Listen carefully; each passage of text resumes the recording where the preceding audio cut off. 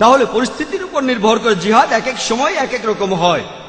এখানে আপনি সর্বোচ্চ কতদূর যেতে পারেন, সমস্ত সম্পত্তি উৎসর্গ করতে পারেন, এরকম একটা কিতাল বা জিহাদের সময় নবীজি সাহাবাগণকে বললেন, তোমাদের সম্পদের যতখানি দিতে পারো দান করো কিতালের জন্য। এটাও একটা সহিহ হাদিস।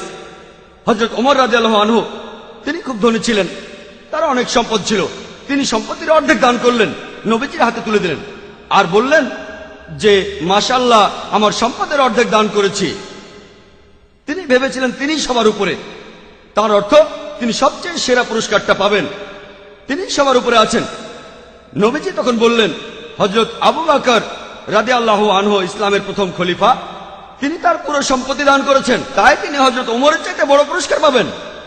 পরিমাণের দিক থেকে হযরত আবু বকর রাদিয়াল্লাহু আনহু যা দান করেছেন তার তুলনায় হযরত ওমর রাদিয়াল্লাহু আনহুর দান করা সম্পদ অনেক বেশি, কিন্তু তিনি তার 100% সম্পত্তি দান করেছেন, তাই তিনি হযরত ওমরের চাইতে অনেক বেশি সওয়াব পাবেন।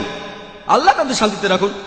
যেহেতু পুরো সম্পত্তি দান করেছেন, তিনি বড় পুরস্কারটা পাবেন।